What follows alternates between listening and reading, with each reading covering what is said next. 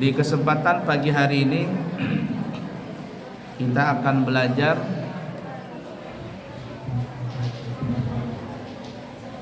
tentang fadilah memakai subhah. Subhah itu bahasa kitanya tasbih.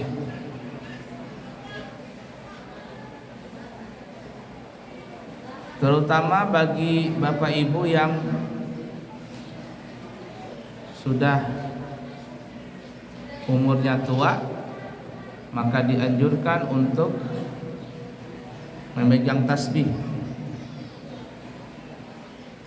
karena banyak sekali manfaat-manfaat yang kita dapat dari memegang tasbih itu.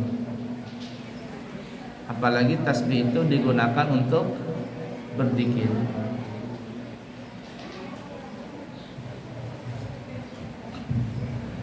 Adab-adab ketika memakai tasbih. Yang pertama, orang yang memegang tasbih niatnya adalah untuk mengikuti jejak salafun saleh, ulama-ulama kita yang terdahulu, yang mereka memperbanyak berzikir dan tidak bisa dihitung pakai jari. Karena saking banyaknya, maka mereka menggunakan biji tasbih. Maka kita boleh mengikuti itu dan kita niat untuk mengikuti jejak langkah mereka. Sebagaimana disebutkan di dalam hadis riwayat Al-Imam Ibnu Syaibah. Dalam riwayat Imam Ibnu Abi Syaibah, Nabi kita bersabda, "Alaikum bitasbihi wat tahlili wat takbiri wa'idna bil anamil fa innahunna ya'tina yaumal qiyamati mas'ulatin mustantaqatin wala taghfulna fatansayna rahmata." Yang artinya, perbanyaklah dirimu sekalian dengan membaca tasbih. Kalau kita bilang tasbih berarti apa ya ucapannya? Subhanallah. Dan perbanyak juga kata Nabi dengan tahlil. Kalau disebut tahlil berarti apa ya? La ilaha illallah. Wa takbir, dan juga banyak mengucapkan Allahu Akbar. Dalam hadis Abi Syaibah ini, Nabi menyuruh tiga ini: tasbih, tahlil, takbir. Tapi bukan berarti selain tiga zikir ini tidak kita baca. Baca juga. Makanya ada istilah di dalam bahasa Arab. Kalau tasbih subhanallah, kalau tahmid alhamdulillah, kalau takbir Allahu Akbar, kalau tahlil la ilaha illallah, kalau hauqalah la haula wala quwwata illa billahil aliyyil azim. Dan apabila tergabung semuanya, subhanallah walhamdulillah wa la ilaha illallah wallahu akbar wa la haula wa la quwwata illa billahil aliyyil azim, maka itu disebut namanya al-baqiyatus salihat. Al-baqiyatus salihat. Ketika Nabi Muhammad sallallahu alaihi wasallam Isra dan Mi'raj, bertemu dengan kakek beliau Nabi Allah Ibrahim alaihi salatu wasalam. Nabi Ibrahim berpesan kepada Nabi kita, "Wahai anakku, sampaikan kepada umatmu bahwa siapa yang membaca al-baqiyatus salihat, maka Allah Subhanahu wa taala akan membuatkan kebun di surga." bukan pohon yang ditanam tapi kebun. Jadi siapa yang membaca Al-Baqiyatus Shalihat, maka dia sudah punya kebun di surga. Kalau dia punya kebun di surga, insya Allah masuk. Insya Allah masuk. Yuk bareng-bareng dulu. Subhanallah walhamdulillah wala ilaha illallah wallahu akbar wala haula wala quwwata illa billahil aliyyil azim. Nah, satu kebun kita sudah punya. Bikin 2 kebun. Subhanallah walhamdulillah wala ilaha illallah wallahu akbar wala haula wala quwwata illa billahil aliyyil azim. 2 kebun kita sudah punya. Bikin 3 kebun lagi.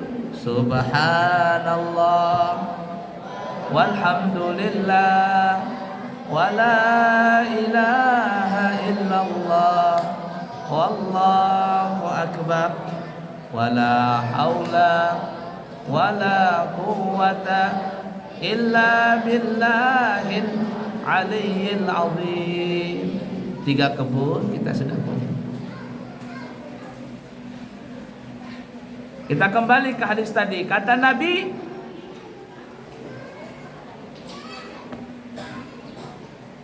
senantiasalah kalian untuk mengucapkan tasbih, mengucapkan tahlil, la ilaha illallah, mengucapkan takbir, la Allahu akbar.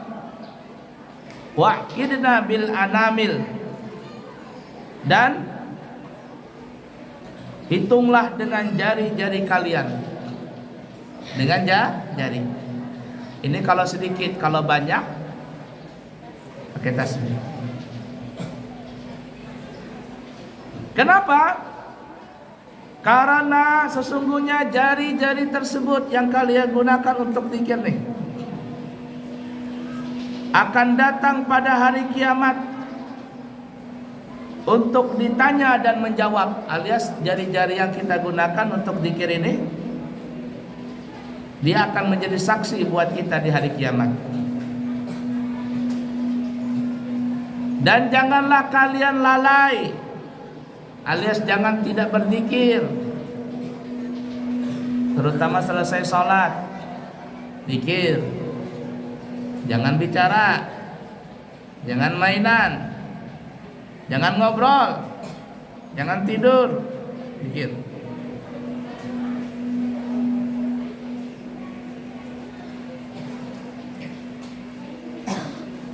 Dan banyaklah berzikir, jangan sampai lalai.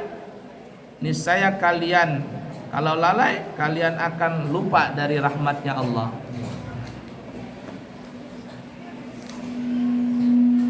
Yang lainnya matikan, ini saja dibuka.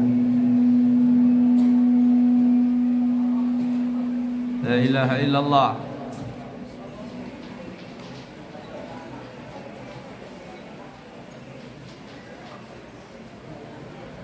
Baik, kemudian selanjutnya, ketika kita bertasbih berzikir, jangan menggunjing seseorang tak kala pakai tasbih. Ini pakai tasbih tapi merumpi, pakai tasbih tapi ngomongin orang. Karena ada juga orang seperti itu. Jangan diselingi ketika berzikir dengan menggunjing. Jangan diselingi berzikir dengan ngerumpi. Tapi betul-betullah berzikir tadi.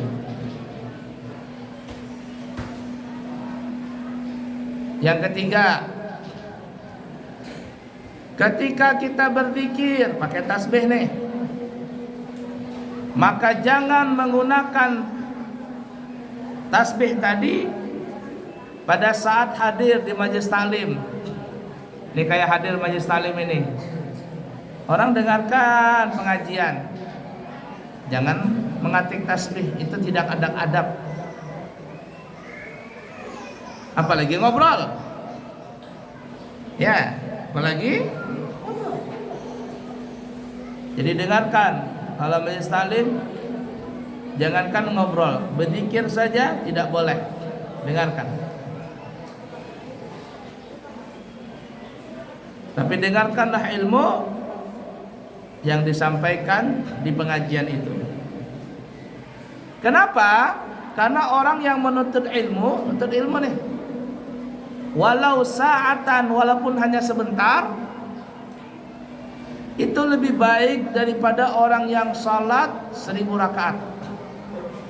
Ibu-ibu datang jauh-jauh nih, bapak-bapak datang dari jauh-jauh mengikuti pengajian di sini, maka itu lebih afdal daripada orang yang salat 1000 rakaat. Apalagi cuma zikir saja.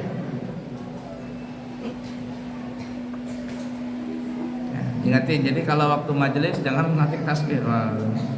Kalau di tempat para habaib, dimarahin Habib langsung. Malak, ada apa? Orang lagi pengajian dia zikir. Apalagi waktu berkhutbah, yang laki-laki, bapak-bapak, anak-anak, santri, putra, lagi salat Jumat, khatib lagi berkhutbah, berzikir, pakai tasbih, ngatik tasbih, laga, sia-sia Jumatnya. Tidak boleh. Lain tempatnya. Kalau tempatnya mau berzikir selain daripada waktu yang kita sebutkan tadi, waktu santai berzikir. Jangan waktu majelis taklim, apalagi waktu orang berkhutbah pada hari Jumat.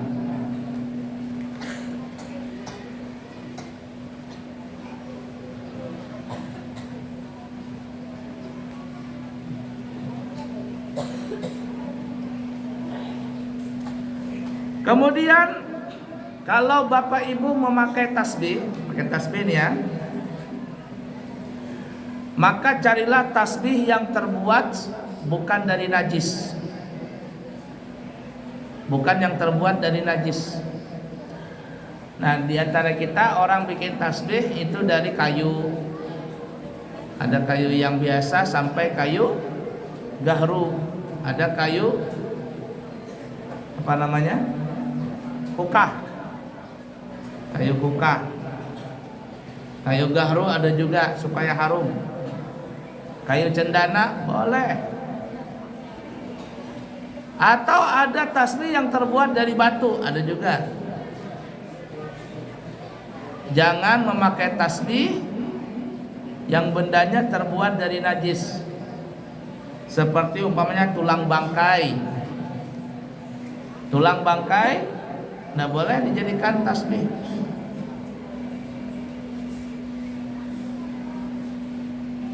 Atau tanduk bangkai binatang yang mati jadi bangkai, tidak bisa jadikan tasbih. Tapi kalau hewan itu bisa dimakan dan matinya disembelih secara islami, maka tulangnya boleh dijadikan tasbih. Kalau kita pergi ke Mekah, berangkat umrah, berangkat haji, di tempat orang jual pernak-pernik haji, di situ ada tasbih yang warnanya putih. Itu adalah tasbih yang terbuat dari tulang onta. Jadi tulang onta itu dikikir, dibundarin, dibolongin, dijadikan tasbih. Boleh tidak? Boleh. Asalkan onta tadi matinya disembelih secara islami, maka tulangnya tidak jadi najis. Tapi kalau binatangnya matinya tidak disembelih, tulangnya jadi najis.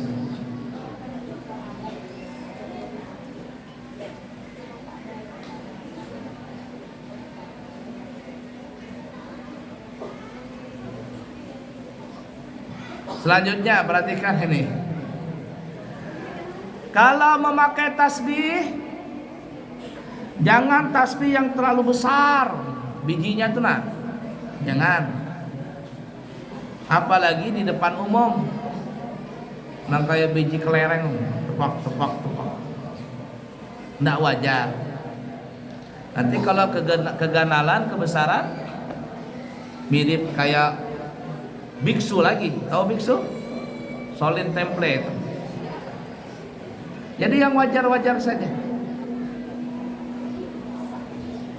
Yang wajar-wajar saja. Jangan terlalu besar tasbihnya. Supaya apa? Supaya jangan menarik perhatian orang lain. Nanti kalau seandainya tasbihnya terlalu besar, orang akan menggunjingkan yang memakai tasbih besar tadi. Kenapa? Karena terlalu aneh. Yang sedang-sedang saja. Selanjutnya, perhatikan ini. Apabila ada seseorang memakai tasbih, maka tasbih tersebut jangan dibawa masuk ke dalam WC, kamar mandi, apalagi WC, jangan. Karena tasbih tadi digunakan untuk zikir. Ini benda sebaiknya jangan dimasukkan ke dalam kamar mandi atau WC. Jadi kalau mau masuk WC, ibu-ibu, bapak-bapak, lepas dulu tasbihnya. Taruh di luar WC, di luar kamar mandi.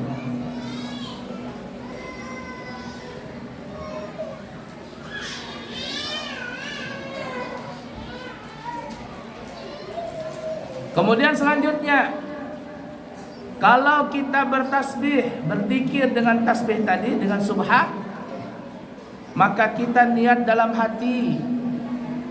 Apa niatnya? Niat berzikir dengan lisan, berzikir dengan hati, dan berzikir juga dengan anggota badan, dengan tangan khususnya. Jadi tiga-tiganya. Ini yang disebut namanya az-zikru bil jawarih, berzikir kepada Allah dengan anggota badan. Mulutnya ngucapin subhanallah, alhamdulillah dan seterusnya, tangannya mengatik. Berapa hitungannya? Hatinya tidak lupa, hadir selalu kepada Allah.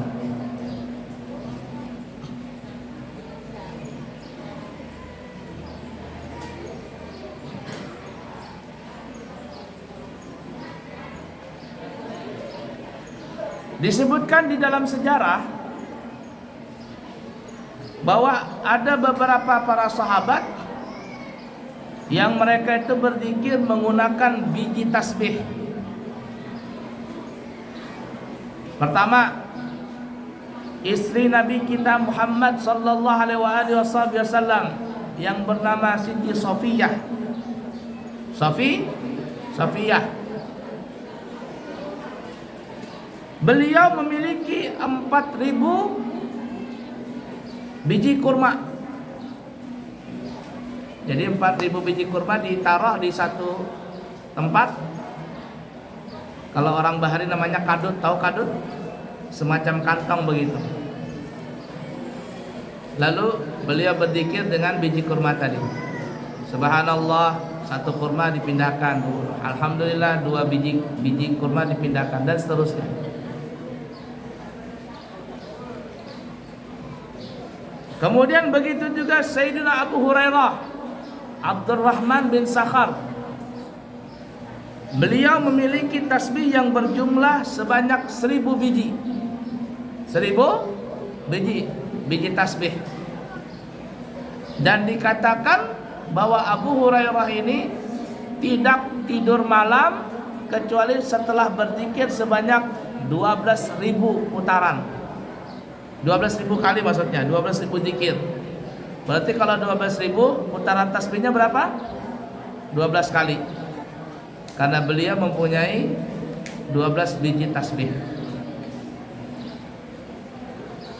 Ada orang mempunyai tasbih khusus, bijinya itu berjumlah 1.000 biji.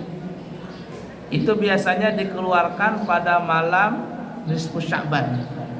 Sebentar lagi nisfu Sya'ban kita. Bijinya sebanyak 1000 biji. Kenapa 1000 biji? Karena di malam nisfu Sya'ban membaca La ilaha illa anta subhanaka inni kuntu minadz zalimin. Berapa kali itu ya? 2000. Berapa itu? 2000? Pokoknya 2000-an itu. La ilaha illa anta subhanaka inni kuntu minadz zalimin. La ilaha illa anta subhanaka inni kuntu minadz zalimin. Kalau di Banjar khususnya di Martapura kalau malam nisfu Sya'ban itu biasanya selalu dipakai dan dibaca dan diamalkan oleh orang-orang di sana. Jadi Abu Hurairah memiliki 1000 biji tasbih. Dan kebiasaan beliau tidak akan tidur di malam hari kecuali telah menyelesaikan berzikir sebanyak 12.000 kali zikir. Begitu juga disebutkan sahabat Abdullah bin Umar, anaknya Umar bin Khattab. Beliau memiliki sekantong biji kurma, satu kadut biji kurma. Dan setiap selesai salat zuhur, beliau berzikir dengan menggunakan biji kurma tersebut secara satu persatu.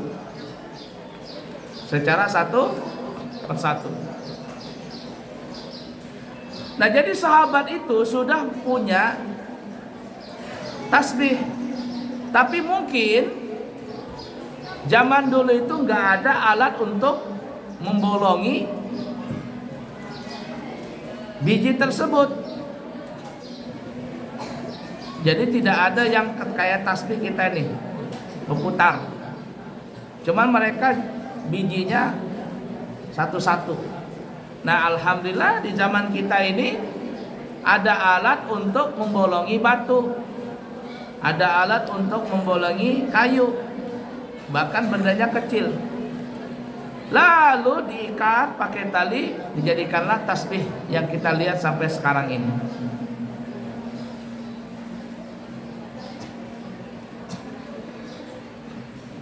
Begitu juga dikatakan Sa'ad bin Abi Waqqas, beliau kalau berzikir, bertasbih menggunakan batu-batu kecil.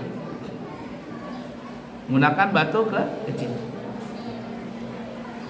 Perhatikan ini ya, apalagi yang mohon maaf nih ya, ibu-ibu, bapak-bapak yang sudah umurnya tua, itu sebaiknya sebelum datang ajal, kematian, kita ini berusaha berzikir sebanyak berapa? 70.000. Dan orang Banjar namanya 7 laksa. 7 laksa. Berzikir 70.000 itu, siapa yang berzikir sebanyak 70.000 atau 7 laksa kata orang Banjar, maka zikir tersebut adalah sebagai tebusan dia dari api neraka. Yakni insya Allah dia tidak akan masuk neraka. Kami pribadi pernah melihat mama kami itu punya batu kerikil di dalam, jar orang Banjar kadut ya, kayak macam kantong kain gitu. Waktu itu mama berpesan, nanti kalau mama meninggal, masukkan batu ini ke dalam kubur. Batu ini masukkan ke dalam kubur. Kenapa? Karena mama sudah berzikir 70.000 dengan batu ini. Jadi la ilaha illallah, la ilaha illallah, la ilaha illallah, la ilaha illallah. Batunya nggak sampai 70.000. Ya mungkin batunya itu ya anggaplah ada 200 atau 300, 100 atau 50 dijadikan satu di dalam kain. Yang begitu juga 50 atau 100, begitu juga selanjutnya. Tapi batu itu digunakan untuk berzikir sebanyak 70.000. 70.000. Subhanallah, la ilaha illallah, la ilaha illallah, la ilaha illallah. Nah kemudian sudah selesai 70.000, berdoa, doa 7 laksa itu. Lalu dibungkus pakai kain. Mama berpesan kalau nanti meninggal, masukkan batu ini ke dalam kubur. Biasanya orang kita, orang-orang Banjar, ada yang seperti itu, membikin batu tadi di dalam kain, dijahit. Kemudian pesan, kalau aku nanti meninggal, jadikan batu ini menjadi bantalanku. Tahu bantalan? Kalau orang masuk dalam kubur, di sini kan dikasih apa namanya itu, tanah yang kayak bulat.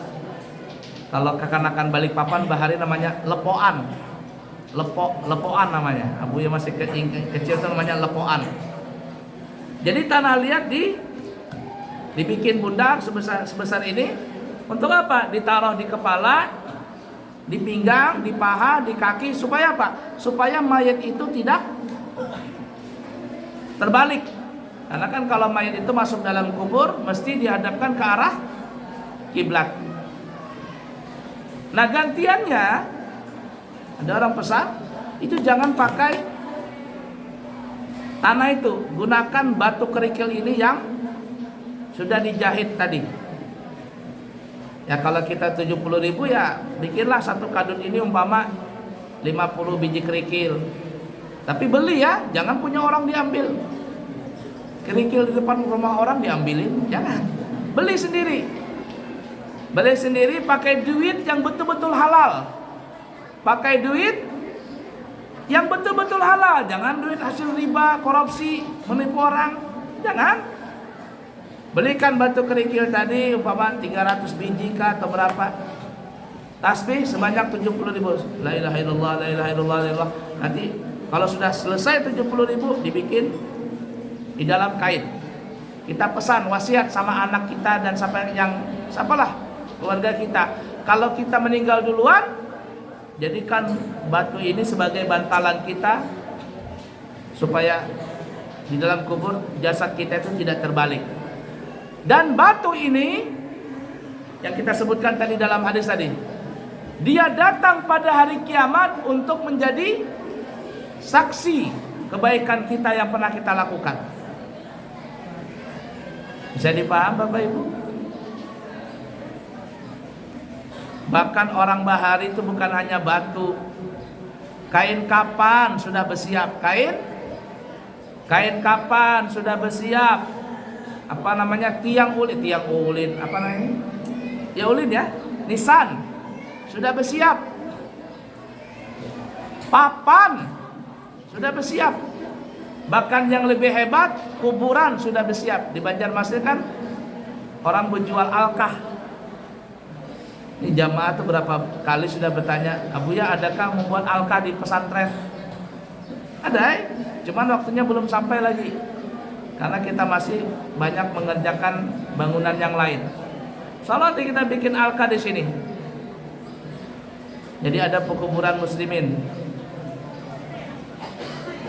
Jadi ketika anak-anak mengaji dan sebagainya itu kedengaran di kuburan tadi. Nah bersiap orang baru. Orang yang pulang dari umrah atau dari haji, ketika sudah mau pulang ke Indonesia, itu kain kafan tadi, kain umrah dicuci, bersihkan betul-betul, sabunin, kemudian terakhir dibilas pakai air zam-zam. Orang bahari ini. Kemudian dikeringkan. Di Mekah setelah kering, masukkan dalam koper, dibawa pulang. Dia pesan sama anaknya, nanti kalau abah atau mama meninggal, salah satu kain kafannya adalah kain ihram ini. Kain? Kenapa? Karena ini pernah dibawa tawaf keliling Ka'bah. Itu orang bahari bersiap ketika mau meninggal dunia.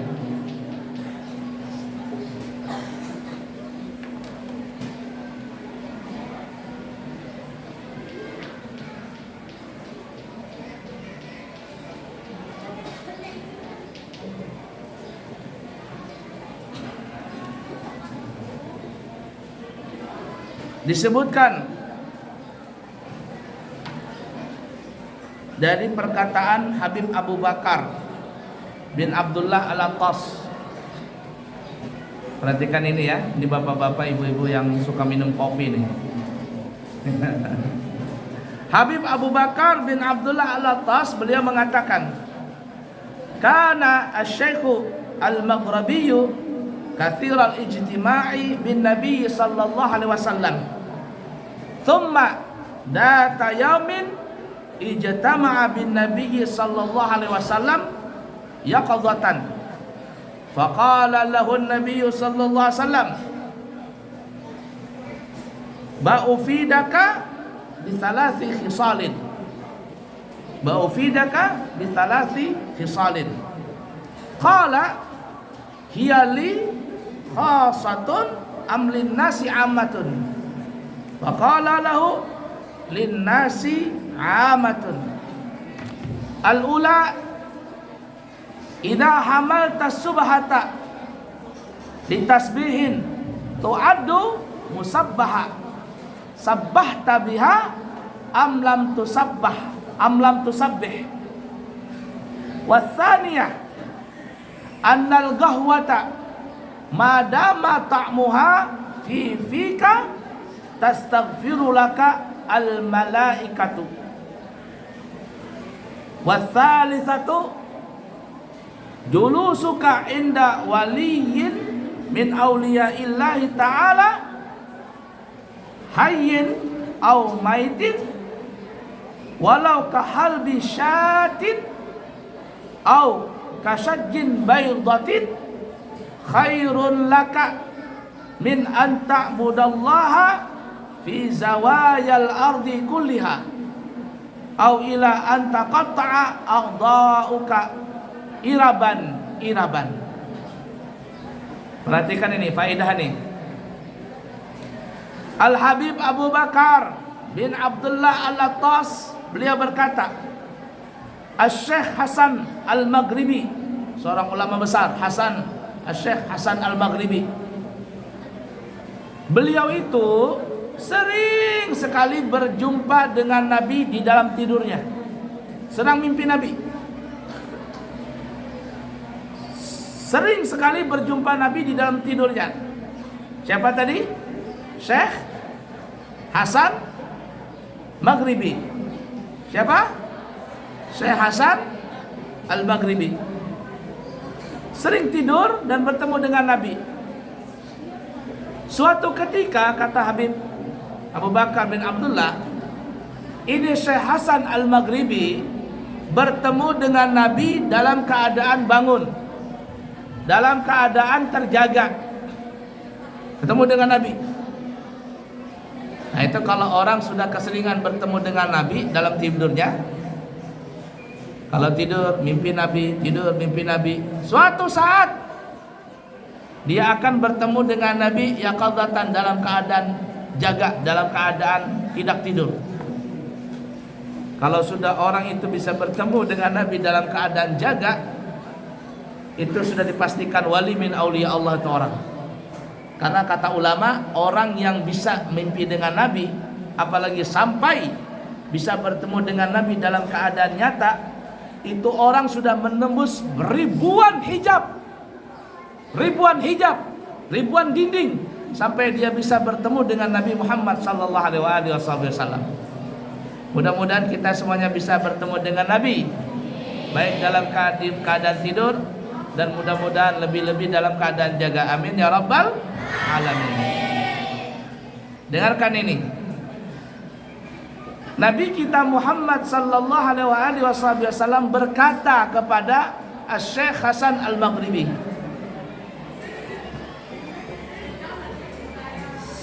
bahasa kitanya, ya Hasan Al-Maghribi, ya Syekh Hasan Al-Maghribi, aku akan memberikan 3 faedah, 3 amalan kepadamu. Lalu Syekh Hasan Al-Maghribi ini berkata, ya Rasulullah, apakah amalan ini khusus untukku aja atau bisa dipakai oleh seluruh kaum muslimin? Nabi berkata, Bismillahirrahmanirrahim.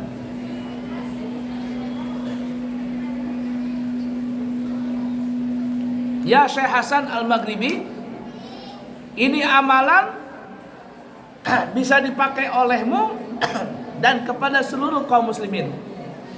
Artinya kita boleh mengambil manfaat daripada ini. Apa itu? Yang pertama kata Nabi kepada Syekh Hasan Al-Maghribi, jika engkau membawa tasbih, bawa tasbih nih di kantong, maka kamu akan dianggap orang yang berzikir. Baik kau gunakan tasbih itu untuk berzikir atau tidak berzikir, selama tasbih itu ada di kantong kita, maka kita termasuk minal musabbihin, termasuk golongan orang-orang yang suka berzikir kepada Allah Subhanahu wa taala. Ibu-ibu, tasbihnya ada di tas atau di kantong? Tas. Di sini diterangkan dibawa di badan, di kantong ditaruh. Bapak-bapak ada biji tasbih? Di kantong dibawa. Nah, Nabi berkata kepada Syekh Hasan Al-Maghribi, kalau ada orang membawa tasbih, maka orang tersebut dianggap seperti orang yang bertasbih, walaupun dia membaca zikir atau tidak berzikir, dianggap orang bertasbih, dianggap orang berzikir. Ya. Yang kedua kata Nabi, wahai Syekh Hasan Al-Maghribi, selama di mulutmu itu, di mulutmu termasuk kita, ada aroma kopi. Kopi. Habis minum kopi belum sikat gigi tapi masih ada aromanya, maka dikatakan malaikat-malaikat akan memintakan ampun kepada orang itu. Ngopi, sudah ngopi belum? Saya terus terang Bapak Ibu, saya tidak bisa minum kopi. Kopi hitam tuh nggak bisa, langsung saya punya perut mual. Tapi kalau kopi susu, apa namanya, good day atau apa namanya itu, itu mau aja. Makanya terkadang tadi mau bikin kopi belum sempat. Tadi biasanya ada di sini kopi susu di meja. Umah lama belum pulang jadi susah bikin. Biasanya bikin sendiri aja. Ya, Umah yang bikin kopi susu. Nah, tapi kalau kopi hitam saya tidak bisa karena perut saya nggak cocok. Nah, kabar gembira bagi bapak-bapak yang suka minum kopi. Subhanallah, selama aroma kopi itu ada di mulut, maka malaikat akan mengampuni bapak-bapak. Ini Nabi yang memberikan wasiat kepada siapa tadi? Syekh Hasan Al-Maghribi. Ini dalam keadaan jaga. Tapi dalam hadis nggak ada. Karena zaman Nabi, zaman dulu belum ada kopi. Kopi itu kalau tidak salah ditemukan oleh Al-Imam Syekh Abi Hasan Asyadzili, Abu Hasan Asyadzili, yang pemegang tarikat Syadziliyah. Tarikat Syadziliyah. Itu kalau tidak salah yang pertama kali menemukan kopi. Makanya kalau orang minum kopi itu tawasul dulu kepada Syekh Abi Hasan Asyadzili, ngirim Fatihah dulu ke sana. Karena dia yang pertama kali menemukan kopi. Nah, ulama zaman dulu perhatikan nih, ulama zaman dulu minum kopi untuk tidak tidur supaya bisa berzikir. Minum kopi supaya kuat bangun, berzikir, sholat. Tapi kita zaman sekarang minum kopi nonton Piala Dunia. Ya enggak bapak-bapak? Nah, jadi kalau minum kopi niatnya itu untuk bangun supaya bisa berzikir, bukan untuk yang lain. Ya, jadi kopi itu masya Allah. Kemudian yang ketiga, perhatikan ini. Kata Nabi berwasiat kepada Syekh Hasan Al-Maghribi, wahai Syekh Hasan, apabila engkau duduk di salah satu tempat yang di situ ada wali daripada wali Allah, baik wali itu masih hidup ataupun sudah meninggal dunia, jadi kita ziarah ke makam wali tersebut, dan kita berada di sisi mereka, di samping wali tadi kekasih Allah. Wali ini Bapak Ibu bukan berarti wali itu bisa terbang, bisa jalan di atas air, bisa jalan di dinding. Itu belum tentu wali. Kalau seandainya wali dikatakan bisa jalan di dinding, cicak bisa jalan di dinding, kecoa bisa jalan di dinding. Tapi apakah cicak, kecoa wali? Oh, tidak wali. Kalau tanda wali itu bisa terbang, lalat terbang, nyamuk terbang, burung terbang, apakah itu wali? Bukan. Tanda wali itu bukan seperti itu. Kita jangan terkecoh, apalagi zaman sekarang dengan orang yang sakti-sakti. Kenapa? Karena orang zaman sekarang agak susah membedakan yang mana kiai, yang mana pemburu hantu, yang mana ulama, yang mana pesulap. Karena kalau sulap kan bisa mengeluarkan duit. Bukan itu tandanya. Lalu gimana kita tahu? Kita mau tahu apakah itu wali daripada wali Allah? Sangatlah gampang sekali. Walaupun kita ini bukan wali Allah, kita kan banyakkan wali setan aja nih ya. Wala kita ini. Tapi kalau kita ingin tahu apakah orang itu wali atau tidak, sangat gampang. Gimana caranya? Jikalau kita melihat orang itu, baik dia laki-laki atau perempuan, kita lihat orang itu, langsung kita punya hati truk kontak dengan Allah Ta'ala, maka ketahuilah orang itu adalah salah seorang daripada kekasih Allah. Kenapa? Kabel kita ini putus. Ketika kita ngelihat dia, kabel kita langsung nyolok di setruman tuh, truk, menyala kita punya HP. Itu tandanya. Bahkan yang lebih hebat, kalau sudah makomnya memang tinggi seseorang itu, walaupun kita tidak ngelihat langsung, kita cuma lihat foto, itu langsung ingat kepada Allah. Maka ketahuilah orang tersebut dia menjadi kekasih daripada kekasih Allah, karena kita bisa sampai kepada Allah lewat perantaran dia.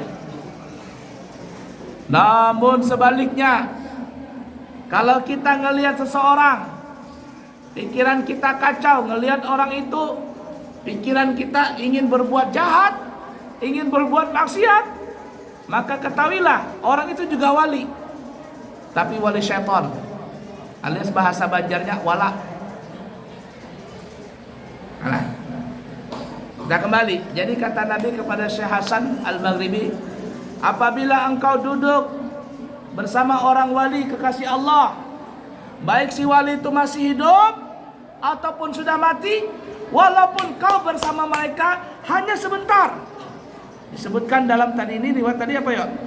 Hanya sebentar, seperti orang memerah susu kambing, susu sapi. Dan ada sapi diperah pentilnya, trek, dipicik, lepas. Picik, keluar susunya, lepas. Hanya sebentar. Cik cik. Kita ketemu dengan wali cuma sedetik atau 2 detik, kita pulang.